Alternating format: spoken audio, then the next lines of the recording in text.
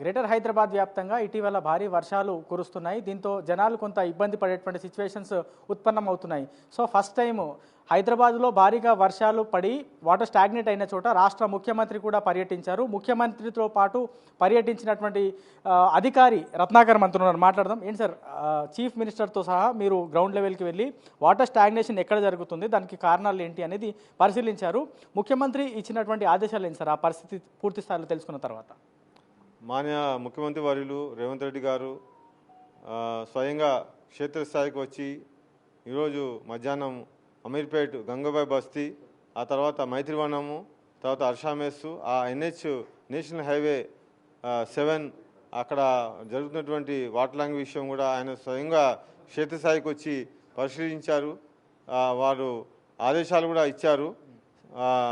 మాన్య ముఖ్యమంత్రి వర్యులు వారు గంగాబాయ్ బస్తీ మొత్తం కూడా మనకు అక్కడ కాంప్రహెన్సివ్ సమగ్ర మన స్టామ్ వాటర్ నెట్వర్క్ మొత్తం రూపొందించాలని ఒక కన్సల్టెంట్ని నియమించుకొని ఆ కన్సల్టెంట్ ద్వారా మొత్తం అక్కడ ఉన్న ప్రాంతాలు, ఎగువ ప్రాంతాలు, దిగువ ప్రాంతాలు, ఆ టోటల్ మనకు ఉన్నటువంటి ఆ నెట్వర్క్ని అంతటిని పరిశీలించి మనకు ఎంతైతే 530 నుంచి వాటర్ ఎంతైతే మనకు డిశ్చార్జ్ వాటర్ వస్తుందో దానికి అనుగుణంగా మొత్తము ఆ నీరు అనేది, ఆ వరద నీరు అనేది మొత్తం ఇక్కడ ఈ బస్తీ ప్రాంతంలో ఎక్కడ కూడా వారికి ఆ ప్రాంత వాసులకు, ఆ రెసిడెంట్స్కి ఎవరికి కూడా ఎటువంటి ఇబ్బంది, ఎటువంటి అసౌకర్యం కలగకుండా మొత్తము ఆ నీరు, వరద నీరు అక్కడ కనెక్టింగ్ నాలాలోకి వెళ్ళేటట్టుగా కాంప్రహెన్సివ్ సమగ్ర ఒక స్టామ్ వాటర్ నెట్వర్క్ అది డిజైన్ చేయమన్నారు.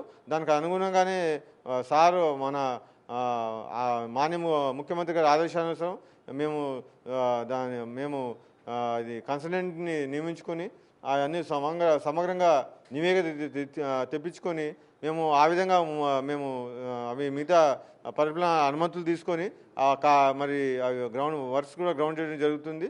దాని తగినంగా అక్కడ ఉన్నటువంటి బస్తీ వాసులకు సమూలంగా అటువంటి రిలీఫ్ వర్షం నుంచి కలుగుతుందని అది తెలియజేస్తున్నాను. సరే, ఇప్పుడు మీరు వాటర్ స్టాగ్నేషన్ అవుతున్నటువంటి ప్రాంతాల్లో వాటర్ హోల్డింగ్ స్ట్రక్చర్స్ నిర్మించినారు కదా, ఆ వాటర్ హోల్డింగ్ స్ట్రక్చర్స్ దగ్గర ఇప్పుడు ఏమన్నా పాజిటివ్ రిజల్ట్ ఉందా? అంటే వాటర్ ఆగకుండా సజావుగా ఫ్లో ఉందా?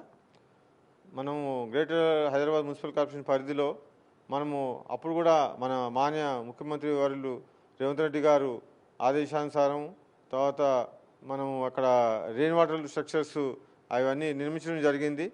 మొత్తము 11 స్ట్రక్చర్స్ కట్టడం జరిగింది. దాంట్లో 10 స్ట్రక్చర్స్ సంపూర్ణంగా పూర్తయి అవి కూడా మనకి ఫీల్డ్లో కూడా మనకి మంచి ఫలితాలు కూడా ఇచ్చాయి. అయితే ఇంకొకటి 11వ స్ట్రక్చర్ RT ఆఫీస్లో లోపల అది కూడా కన్స్ట్రక్షన్లో ఉంది. 90% పని పూర్తయింది. మిగతా కూడా అది ఒక 15 రోజుల్లో మొత్తం వర్క్ కూడా కంప్లీట్ అవుతుంది. మనము గత వర్షాల్లో చూస్తే ఈ మన రెయిన్ వాటర్ స్ట్రక్చర్స్ దగ్గర ఈ వరద నీరు నిలవకుండా, అంటే మనకు గతంలో ట్రాఫిక్కి అంతరాయము కొంత ఏర్పడేది, అట్లా కాకుండా మనకి వరద నీరు అనేది మనకు అక్కడ ఉన్నటువంటి ప్రత్యామ్నాయ ఏర్పాట్లు ఈ రెయిన్ వాటర్ హోల్డింగ్ స్ట్రక్చర్లోకి ఆ నీరు వెళ్ళడం ద్వారా మనకి ట్రాఫిక్ అంతరాయం లేకుండా ఒక 5 నిమిషాల్లోనే మళ్ళీ ట్రాఫిక్ సజావుగా సాగడానికి ఏర్పాట్లు చేయడం జరిగింది. ఈ నిర్మించినటువంటి రెయిన్ వాటర్ స్ట్రక్చర్ల నుంచి కూడా మరి ఆ నీరు కంటిన్యూ డ్రైన్లో కూడా వెళ్ళడానికి పంపింగ్ సిస్టమ్ కూడా ఏర్పాటు చేయడం జరిగింది. ఈ వర్షం ఆగిన తర్వాత మళ్ళీ ఆ నీళ్లను కూడా ఈ రెయిన్ వాటర్ హోల్డింగ్ స్ట్రక్చర్స్లో నుంచి ఆ నీరును మళ్ళీ మనం డివాటర్ చేసేసి మళ్ళీ వచ్చే వర్షాన్ని గురించి మనము రెడీగా పెట్టుకోవడానికి మనము సంసిద్ధంగా ఆ విధంగా ప్రణాళిక ప్రకారం మేము ముందుకెళ్తున్నాము. ఇవన్నీ అయితే అక్కడ ఈ ఫలితాలు కూడా బాగా కనిపించాయి. అయితే గత 3 పర్యాయాలు గత వారంలో సోమవారము, తర్వాత గురువారం రాత్రి, ఆ తర్వాత నిన్నటి రాత్రి కొంత క్లౌడ్ బస్ట్, వర్షం నీరు అత్యధిక వర్షపాతం లాగా మనకు ఒకటేసారి వర్షానికి 12 సెంటీమీటర్ల వర్షము, తర్వాత 13 సెంటీమీటర్ల వర్షము, ఆ విధంగా వర్షం రావడంతో కొంత మనకి వర్షం వచ్చింది. నీరు వచ్చింది, కానీ నీరు కూడా దాంట్లోకి వెళ్ళిన తర్వాత వెళ్ళి కొంచెం మనకి 20 నిమిషాలు, హాఫ్ అన్ అవర్ లోపల రిలీఫ్ దొరికి మనకు సమగ్రంగా ఆ ఫోటోలు అవన్నీ మనము క్యాప్చర్ చేసి మన దగ్గర ఉన్నాయి రికార్డు. ఆ విధంగా మనకి అక్కడ మంచి ఫలితాలు ఇచ్చాయని నేను ఈ విధంగా తెలియజేస్తున్నాను. సరే, ఇప్పుడు పైనుంచి వచ్చేటువంటి వాటర్ నాలాలో కొంత వెడల్పు ఉంటున్నాయి, కానీ బస్తీలోకి వచ్చేసరికి కొంత నారోగా బాటిల్ నెక్స్ లాగా తయారవుతుంది. ఇప్పుడు అమీర్పేటలో వచ్చినటువంటి దానికి ప్రధాన కారణం అదే అన్నట్టు తెలుస్తుంది. సో రాబోయే రోజుల్లో మళ్ళా వర్షాలు అధికంగా కురిసేటువంటి అవకాశం ఉందని చెప్తున్నారు. ముఖ్యమంత్రి చెప్పినట్లు ఏమేమి చర్యలు మీరు రాబోయే రోజులు తీసుకోబోతున్నారు? మాన్య ముఖ్యమంత్రి వర్యులు ఆదేశానుసారము అక్కడ మళ్ళీ మా కింద స్థాయి ఇంజనీర్లకు executive engineer, deputy executive engineer, assistant engineer వాళ్ళందరూ కూడా ఆదేశాలు ఇవ్వడం జరిగింది. టోటల్గా మళ్ళీ డిసిల్టింగు, తర్వాత బకెట్ క్లీనింగు, ఈ అన్ని అవుట్లెట్ల దగ్గర, వనరబుల్ పాయింట్స్ దగ్గర, చౌక్ పాయింట్స్ దగ్గర, కల్వర్స్ దగ్గర మళ్ళీ మనము మీరు చూస్తే మైత్రి దగ్గర కూడా మొదటి వర్షం తర్వాత మేము మళ్ళీ అక్కడ ఈ చేయడం వల్ల గత 2 దినాల్లో కూడా మనకి తక్కువ సమయంలోనే అక్కడ మనము నీరుని అక్కడ వర్షం నీరు వెళ్ళిపోవడానికి మనము మార్గం సుగమం చేయడం జరిగింది. ఆ విధంగా రేపటి నుంచి కూడా ప్రణాళిక ప్రకారం అన్ని చౌక్ పాయింట్స్, వనరబుల్ పాయింట్స్, ఈ వెంట్స్, తర్వాత కల్వర్ట్స్, అక్కడ మొత్తము ఈ అవుట్లెట్స్ అన్నీ కూడా మరొకసారి డిసిల్డింగు ఈ అన్ని పురిగితో తీసి మళ్ళీ ఎటువంటి అబ్స్ట్రక్షన్ లేకుండా చేసి వర్షం నీరు సజావుగా సాగడానికి మేము పనిచేస్తామని తెలియజేస్తున్నాం. సార్, ఇప్పటివరకు డీసిల్టింగ్కి సంబంధించిన పనులు వేగంగా చేశారు. అయినప్పటికీ కూడా జనాల దగ్గర నుంచి కొంత సహకారం లేకపోవడంతో మళ్ళీ జనాలు బెడ్షీట్లు, ఇతర సామాగ్రి నాలాలు పడేయడంతో ఇబ్బందికర పరిస్థితులు వస్తున్నాయి. సో జనాలకు ఏం చెప్పదలుచుకున్నారో, నాలా డీసిల్టింగ్ ఇప్పటివరకు ఎట్లా జరిగింది? నాలా డీసిల్టింగ్ చాలా ఉధృతంగా, ఒక ప్రణాళికాబద్ధంగా, తర్వాత చాలా ఫోకస్గా చేశాము. మనకు అన్ని ఓపెన్ నాలాసు, తర్వాత స్టామర్డ్ నెట్వర్క్లో కూడా 90% వరకు అన్నీ కంప్లీట్ చేయడం జరిగింది మేము మరి ఫోకస్గా. అయితే దానివల్ల కూడా మనకి సత్ఫలితాలు వచ్చాయి. కాకపోతే ఏంటంటే మీరు అన్నట్టు కూడా ప్రజలు కూడా దానికి అనుగుణంగా సహకరించి మనకు ఇప్పుడు ఇవి అంతా ఓనర్షిప్, వాళ్ళు కూడా ఈ నగరానికి ఓనర్సు, వాళ్ళు కూడా ప్రభుత్వానికి సహకరించుకుంటూ దాంట్లో వాళ్ళు ఏ చెత్త అంటే గార్బేజ్ కానీ, బెడ్షీట్స్ కానీ, సోఫా సెట్లు, తర్వాత సైకిళ్ళు, తర్వాత ఇంక ఇతరగా ఎన్నో సామాగ్రి దాంట్లో పడేయడం, మనము వ్యర్థ ఘన పదార్థాలని మనము దాంట్లో పడేస్తున్నారు. అది దానివల్ల నివారించుకుంటే మన నాళాలన్నీ సాఫీగా వరద నీరు పోవడానికి మార్గం సుగమవుతుంది.